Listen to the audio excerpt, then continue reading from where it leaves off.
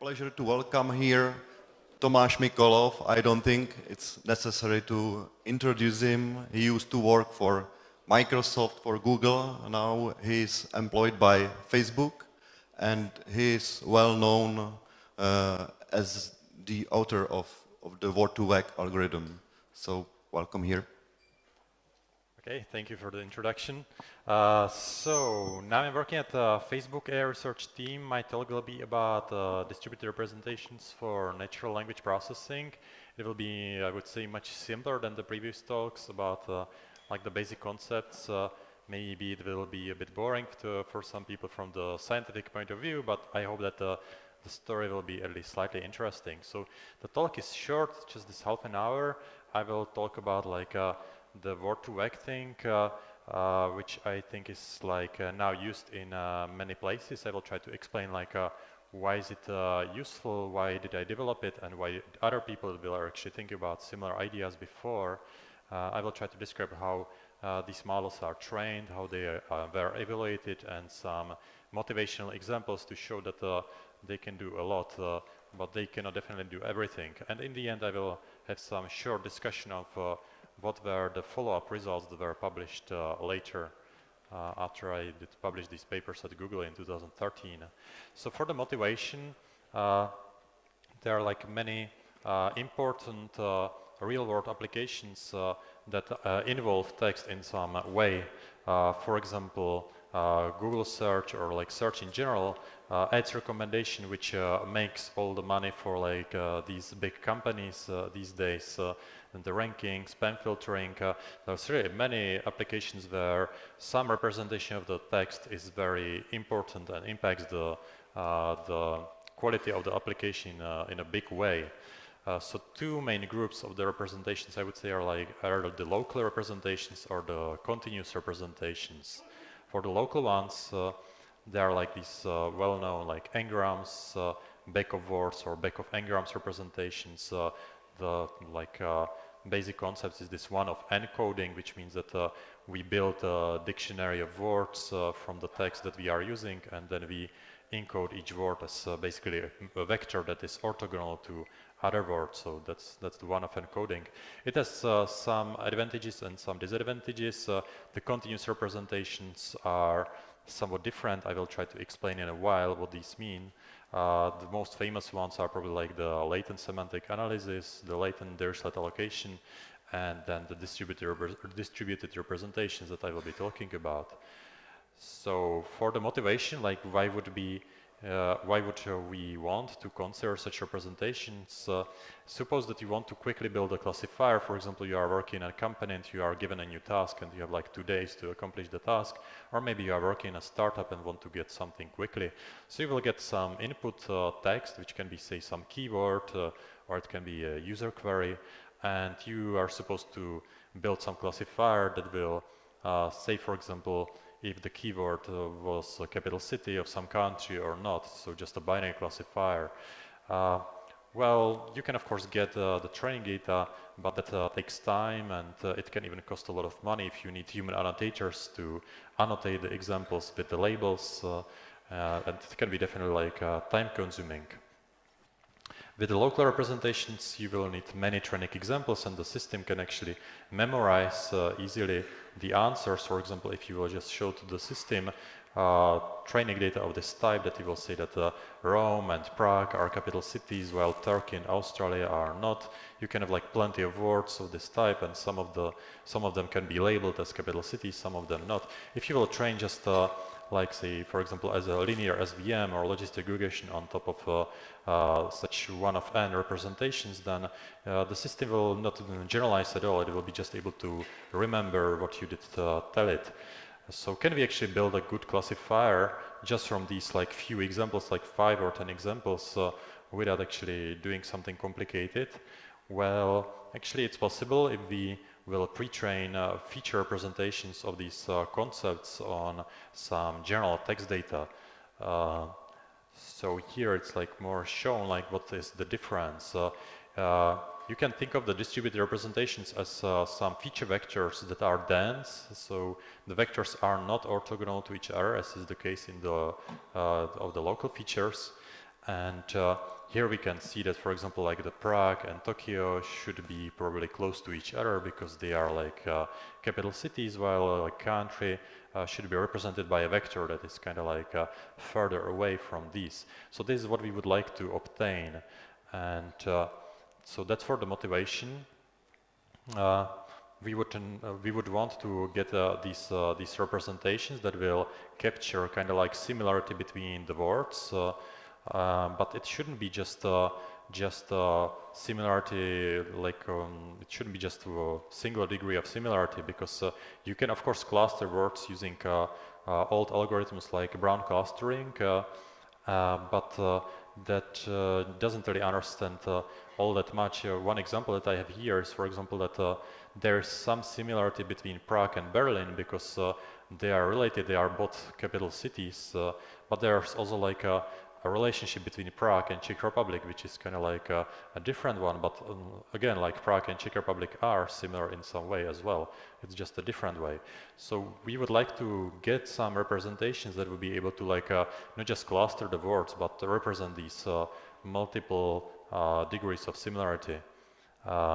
And of course, someone may think that probably we will need to build some knowledge graph or WordNet, which will require like thousands of annotators and a lot of work, and it will have a lot of ambiguity, and it will be terribly difficult. But we can actually get something automatically, maybe not with 100% accuracy, but very reasonable for machine learning techniques that still can fix the small mistakes because they are trained for like particular applications. So that was pretty much like the motivation for many people who are considering the distributed representations. Before, of course, there are like other reasons, because there was a lot of like psychological work that was done, I think, by David Rumelhart, like together with Jeff Hinton in the 80s, who were thinking that people actually think in this distributed way about concepts. And actually I will show later in this presentation examples that seem to confirm that their hypothesis was probably correct, that it's a big part of our thinking. It's like some statistical thinking about some distributed representations. And I did develop some simple work when I was writing my master thesis here at the Brno University of Technology in 2007, when I did base these representations on, I did obtain them from a shallow neural network, feed-forward network. Then in 2008 there was like this famous paper from Ronan Colbert and Jason Weston, who were actually trying to use deep networks, and they did make like a lot of hype around it actually back then. It was like a big success of deep learning for NLP. Actually, I was slightly skeptical when I did see the paper back then, because I did know already that one can get very good representations from the shallow models. So when I did join Google in 2012, I did continue on this work, and I wanted to slightly explain what is actually going on, and I developed this toolkit that got released in 2013, where I did show some empirical evidence that even the shallow networks can work actually very well and can be actually preferable, because they can be optimized much more easily than the deep networks, so that people can train them on much more data. I will show that in a while. So the basic architectures there, I used to call them continuous skipgram and continuous back of words, which is like very simple. I will show the figures in a while, and that there are true training objectives. I will not really explain them in the detail, but they are basically just dealing with the classification over a very large number of elements. And I think the negative sampling is really easier to understand and usually works a bit better. So that's maybe what people can consider to use. And then there was a bunch of tricks that I did use to get better performance on like some analogy tasks that I will be showing later. So this is the skipgram architecture. It's very simple. It's a shallow neural network that has like 3 layers. You can see there's like a input layer and projection layer and the output layer. In the skipgram model, the input layer represents the word in a sentence. We pick some word in a sentence, we represent it by one of n code, and then we project this word into this continuous space in the projection layer, and then we try to predict what are the surrounding words in the sentence around this word. So it's like a very simple objective. The network just tries to build such representation of words that will be predictive of their context. Of course, one can ask like how long should be the context. Actually, it's a tunable parameter, so people can try to change it for different applications. Actually, different widths of the context are optimal. So it's one of the hyperparameters that people should tune.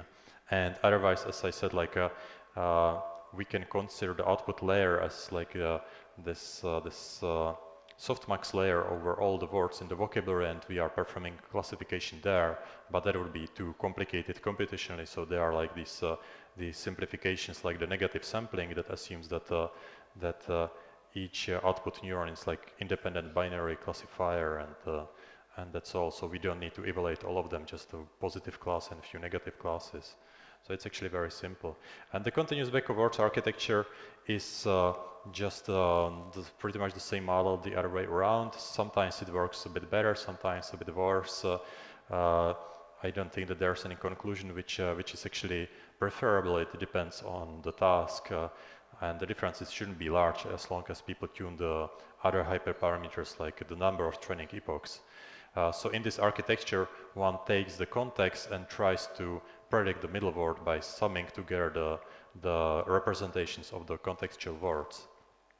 So that's all very simple. After the training is finished, then the matrix between the input layer and the projection layer, or as it is called in the neural network literature, the hidden layer, this matrix represents the word feature vectors. So each word then is associated with, say, like 100-dimensional vector float numbers. We can have this like illustration of what we would want the vectors to look like. Something like when I was talking about these multiple degrees of similarity, like we would like to see that if you have, for example, man, then in some direction the vector for woman should be in a similar direction as if you go from like king to queen, while if you go like from singular to plural, then the direction should be different. So that's the red arrows here in the picture. So this was actually, this picture is like for illustration. This is not obtained from real data, but later we did actually find that this really holds even if we would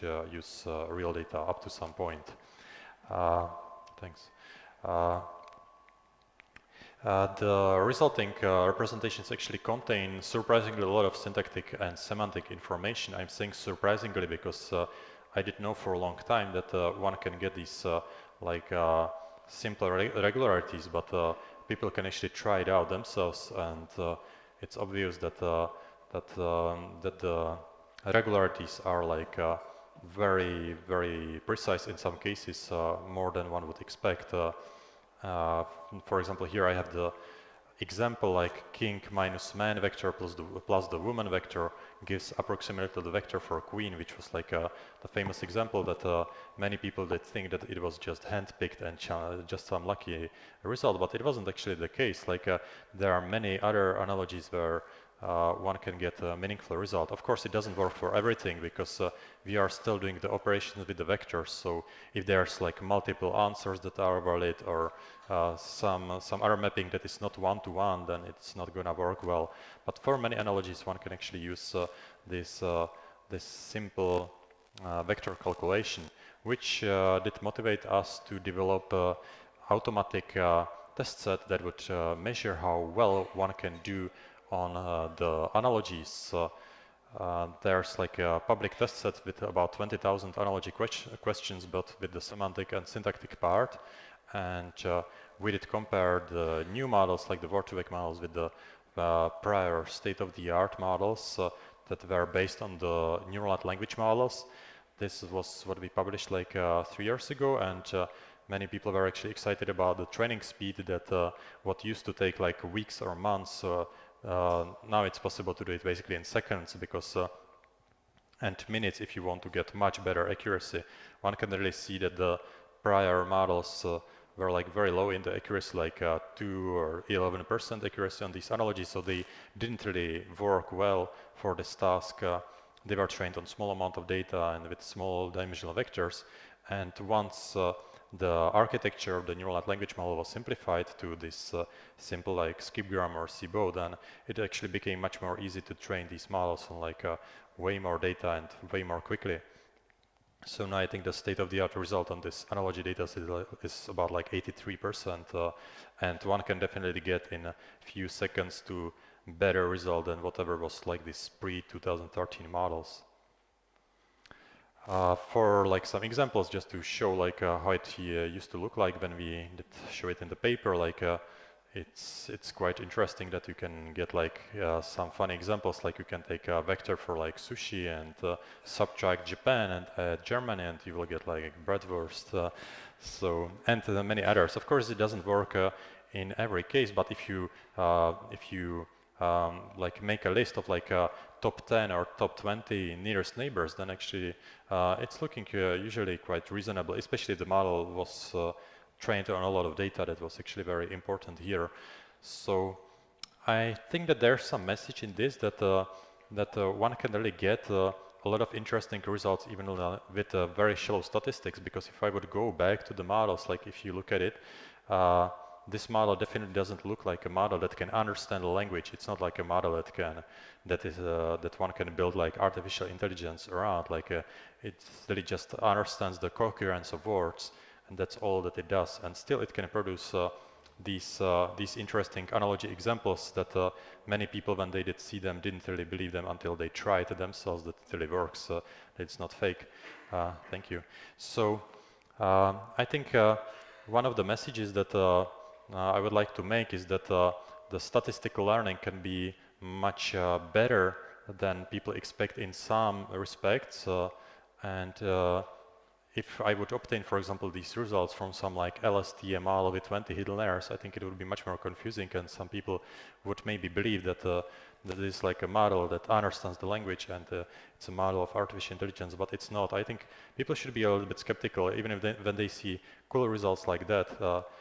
They should be asking whether it can be obtained from simpler models. So that's actually the case. Here is just the visualization by using PCA that really shows that there is this structure in the word vector space that if you plot vectors that represent the capital cities and countries, that the gray lines are actually something that we edit ourselves, but the position of the words of the vectors, you can actually see that they actually copy a lot of structure, like Asian countries are in some place, and Central European countries in some other place, Southern European countries are elsewhere, and then the capital cities basically copy this position. And that's actually after reduction of these like 300-dimensional vectors into 2-dimensional space. So a lot of information is lost, and still there's a lot of this structure that remains.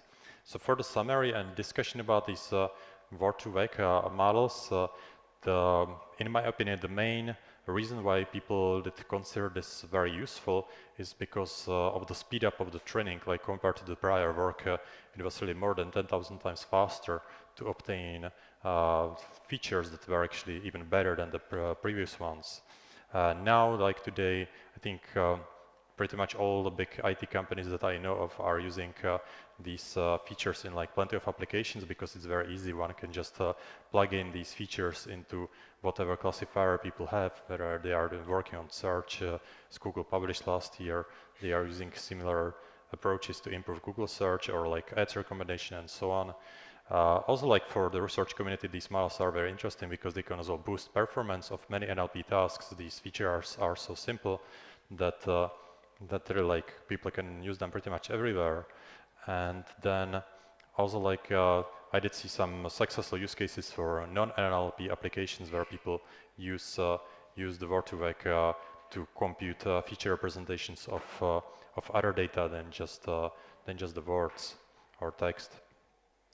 Of course, there was some follow-up work. There was this interesting paper that showed that these neural net-based models are actually very related to the traditional distributional semantics models that actually I wasn't aware of. My main motivation for word2vec was to show that shallow models can work very well, and we don't really need deep learning for everything. And it's good to understand what the models are doing, because then we can actually optimize them much better. And it turned out actually that these traditional distribution semantics models were not as good as word2vec across quite a few tasks that Marco Baroni and his students did try. So I think we were kind of lucky with this, because we should have done this comparison ourselves, but it turned out to be good for us. Then there was this other follow-up work that was also like very well known, like it's called GloVe. In my opinion, it's just like another version of word2vec from Stanford, but at least they have their own name. And in my opinion, it's slightly like going backwards, because instead of like computing these word features using a single model, they actually have a two-step algorithm that first they gather the counts, which can be actually huge in the memory, and then they do the damage reduction. So I was slightly confused by their claims that it's superior in performance, but it turned out to be not really true, because there was this follow-up work from Omer Levy and Jav Goldberg about like this comparison when the models are actually trained on the same data, which is something that the authors of GloVe didn't do. They did actually compare models trained on different data, which I think is not something that machine learning people should be even doing.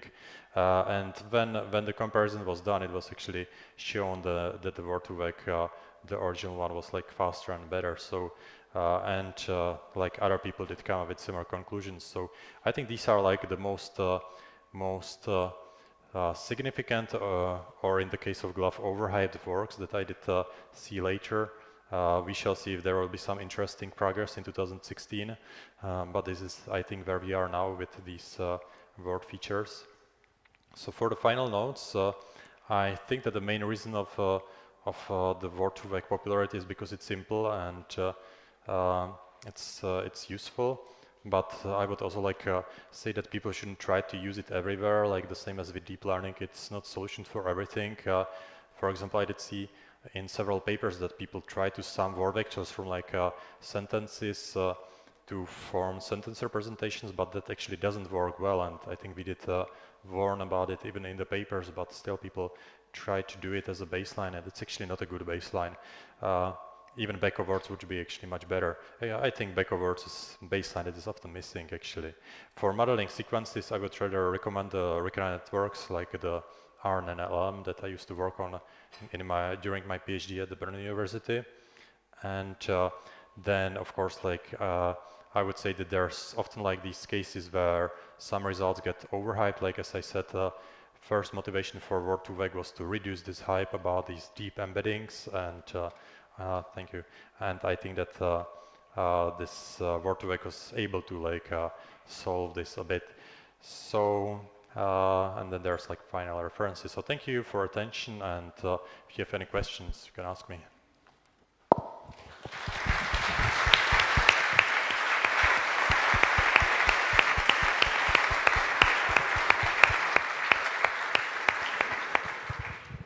Thank you very much for your talk, and now questions.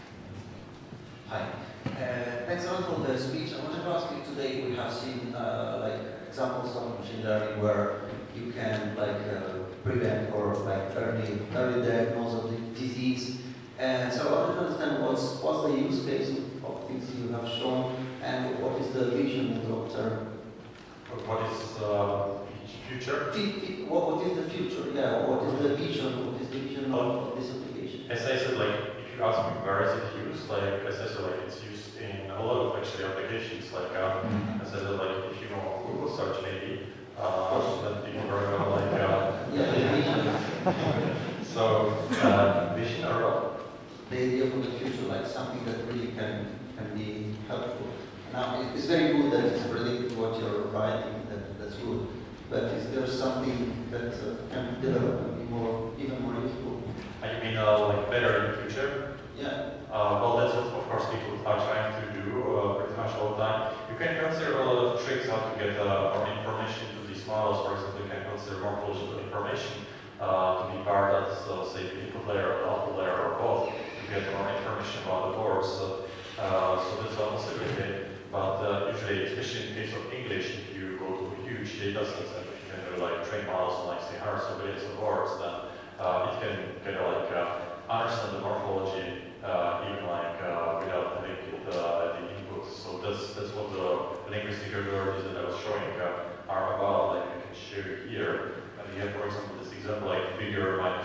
was called goes colder, it's clear that the model understands this kind of like the kind of fragments of words, and that's because it was trained on a lot of data. So I would say using extra features, especially morphological features, will help you if you have small data. If you go to a very large data set, then for English it's not that useful. For our languages, I think that the next things that people should definitely be doing is to use morphological features, which can be very basic. It can be like in-ground characters that will be just in the model. So that's one simple feature.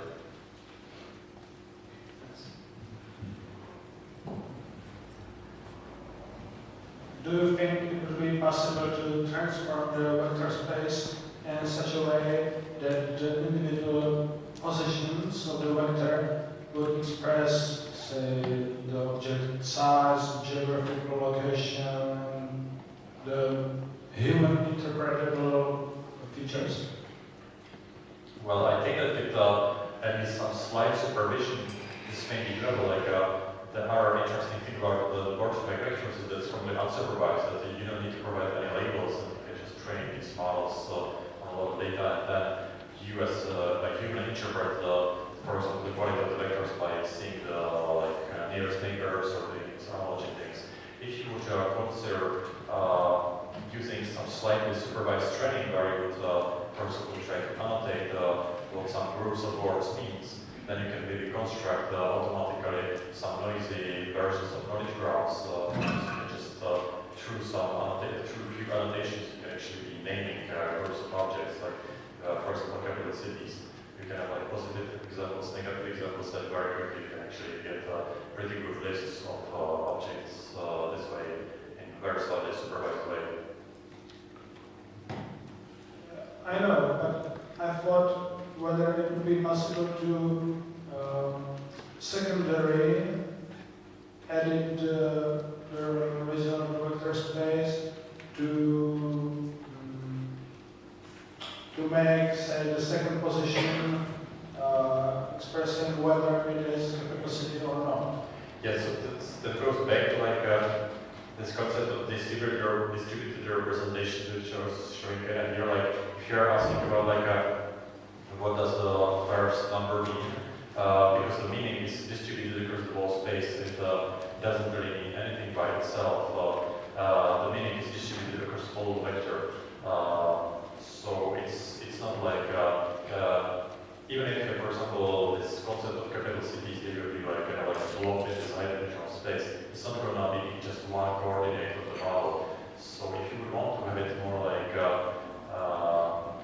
I guess you would need some extra supervision, but these models are like about these distributed features that already by definition says that the representations are distributed across the space. I know they are distributed, but using some rotations of the space and maybe it's some rotations of the space, but then you need the extra supervision that I was talking about.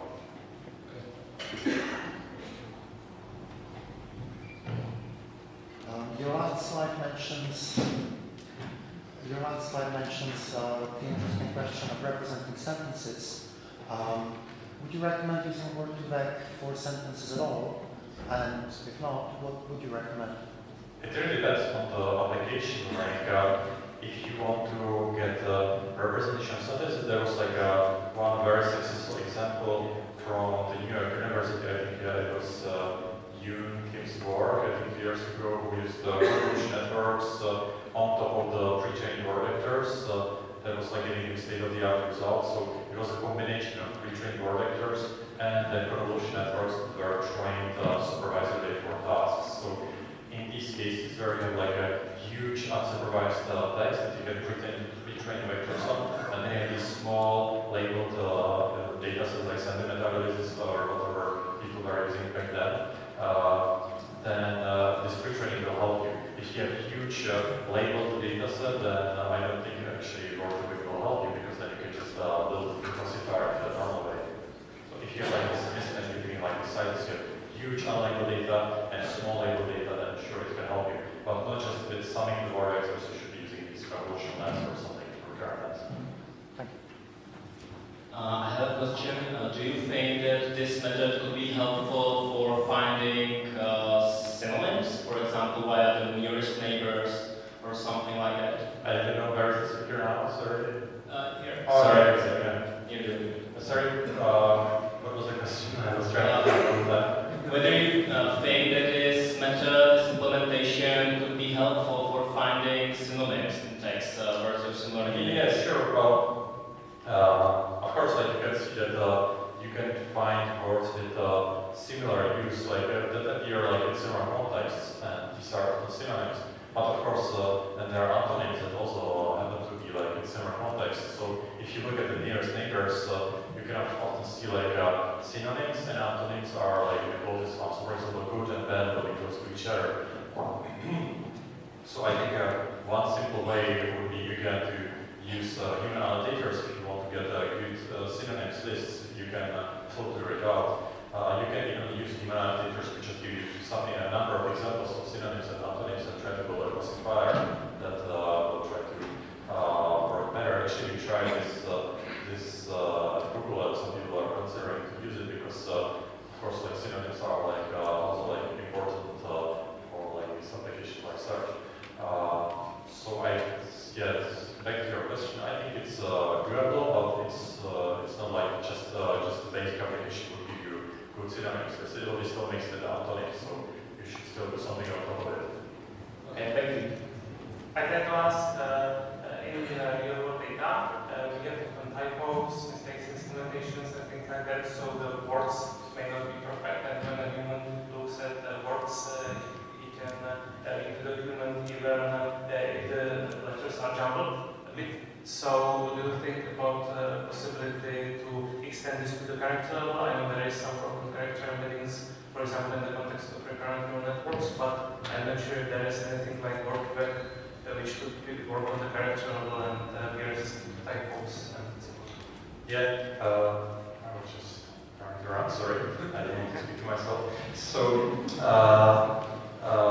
when it comes to recurrent nets, sure, I did publish some paper already in 2011 that you can build these character-based recurrent network language models. In fact, I did this work again like at the Prague University already like in 2009, but these models do not really work convincingly better than, say, engrams if you use them well, and that's actually shown in that paper. I think that this result is kind of forgotten, but many people should be careful about jumping into deep learning before trying out similar things.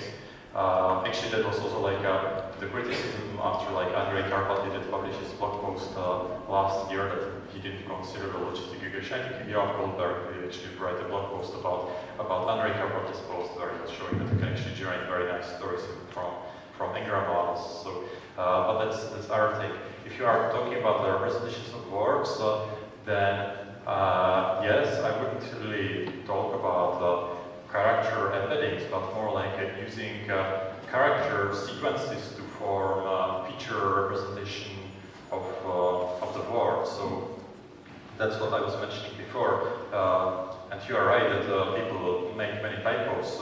Usually in these big companies you have some pipeline that only gives you clean text that only is after the automatic spell check or spelling correction. But you can maybe think of having a system that would work end to end, so you wouldn't need this spelling correction. You just do everything the same way as humans are able to deal with these small typos. I think that just not treating the words as like one of n codes to the dictionary, but treating them as basically a collection of the character engrams would help you a lot to obtain a representation that will generalize. So it will be just about changing the coding. Okay, we are out of time, so thank you very much.